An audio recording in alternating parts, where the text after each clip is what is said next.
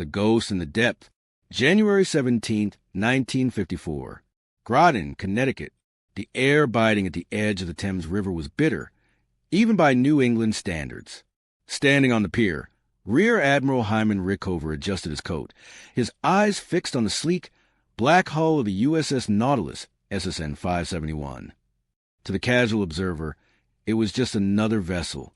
To Rickover, the man who had fought the Pentagon's bureaucracy for years to build it, it was a scientific impossibility made manifest. Inside the hull, the atmosphere was clinical, hushed by the thick lead shielding of the world's first sea-going nuclear reactor. This wasn't just a new boat, it was the end of an era. For centuries, submarines had been little more than submersible boats, vessels that spent most of their lives on the surface, diving only to hide or strike, tethered to the atmosphere by their need for oxygen and diesel fuel. But as the lines were tossed and the Nautilus prepared to slip into the gray Atlantic, a signal was flashed that would resonate through every sonar room from Norfolk to Murmansk. Underway on nuclear power.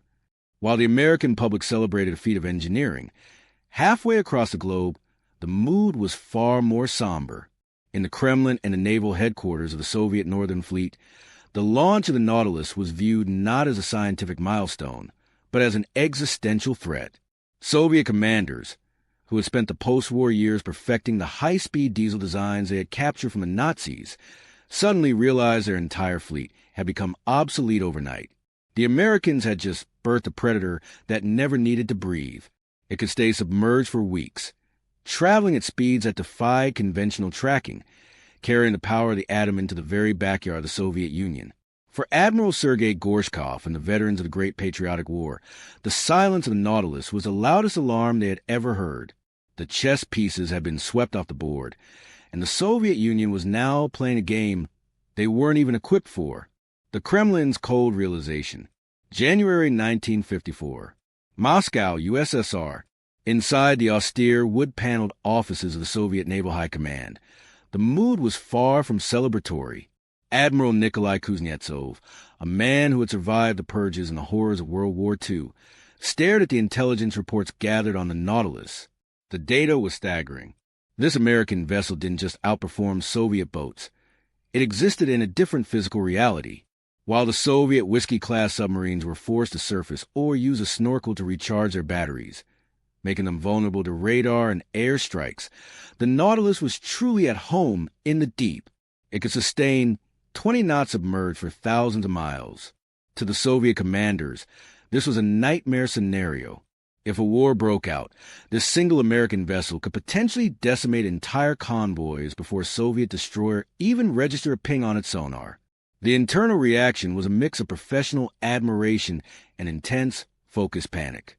Commander Shukin, a veteran of the Baltic campaigns, reportedly remarked to his subordinates that the Americans had captured the wind of the stars and put it in a tin can. But behind the metaphors lay a grim strategic truth. The Soviet Union's vast coastline was now porous. Their blue belt of defense had been bypassed. In the shipyards of Severodvinsk, the pressure became immense. Soviet engineers were ordered to accelerate Project 627, their own attempt at a nuclear power hunter. However, they were years behind. The Soviet commanders knew they were currently blind and deaf to this new threat. They began a frantic series of exercises in the Barents Sea, attempting to simulate how they might catch a ghost that never had to come up for air. The results were humiliating. In every drill, the hypothetical nuclear intruder escaped. The realization settled in across the Soviet leadership. The Atlantic was no longer a barrier. It was a highway for American nuclear might. The race was no longer about who had the most ships, but who could master the silence of the abyss. Chasing a Shadow, August 1958. The Arctic Ocean. For 4 years, the Soviet Navy had lived in the shadow of the Nautilus. But in the summer of 1958, that shadow stretched across the very top of the world. Under the command of William R. Anderson, the Nautilus embarked on Operation Sunshine, a mission so audacious it seemed like science fiction, a submerged transit from the Pacific to the Atlantic, passing directly beneath the North Pole. When the news broke that the Americans had successfully navigated the polar ice cap, the shock within the Soviet Northern Fleet was seismic. To Soviet commanders, the Arctic wasn't just a frozen wasteland. It was their bastion, a sanctuary where they believed their geography offered them ultimate protection. The Nautilus had just proved that the ice was no longer a shield. It was a ceiling. In the coastal bases of Murmansk, the reaction was one of professional fury. Soviet Rear Admiral Leonid Osipenko, who was then overseeing the development of the USSR's first nuclear sub, the K-3 Leninsky Komsomol, faced a grueling reality. His men were working in a fever pitch, often ignoring safety protocols and radiation shielding to close the gap. He knew his commanders were being asked to do the impossible. Hunt a vessel they couldn't see, in waters they thought were theirs alone. The tactical implications were devastating.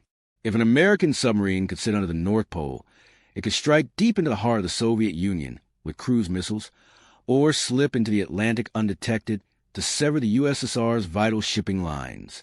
Soviet sonar operators reported phantom pings constantly, their nerves frayed by the knowledge that a nuclear-powered predator could be lingering just meters outside their detection range. The Nautilus had turned the ocean into a three-dimensional battlefield where the Soviets were still thinking in two dimensions. They weren't just losing a technological race. They were losing the ability to defend their own borders. The directive from Moscow was now absolute. The Soviet Union must reach the pole, and they must do it with a reactor of their own, no matter the human cost. The Legacy of the Abyss, March 1980. The Groton Shipyard, Connecticut. As the USS Nautilus was finally decommissioned, the world it left behind was unrecognizable from the one it had entered 26 years prior. The clattering tea kettles of the early Soviet nuclear program had evolved into the terrifyingly silent Akula and Typhoon classes. The Soviet commanders had eventually learned the hardest lesson of the Nautilus era.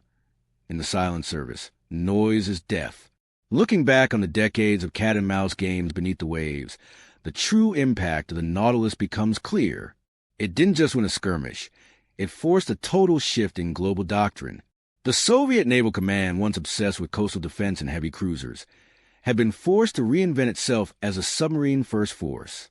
They spent billions of rubles and sacrificed countless lives to match the standard set on that cold morning in 1954. Admiral Sergei Gorshkov, the architect of the modern Soviet Navy, would later reflect on this era with a sense of grim respect. He admitted that the Nautilus had broken the soul of traditional naval warfare. The Americans had proven that the sea was no longer a surface to be crossed, but a volume to be occupied. The Nautilus now sits as a museum piece, a silent hulk of steel in the Thames River. But its DNA exists in every nuclear vessel that prowls the dark corners of the globe today. It was a vessel that turned the Cold War into a twilight war, where victories were measured in decibels and defeats were never reported in the morning papers. For the Soviet commanders who first tracked its wake, the Nautilus was more than a ship. It was a message.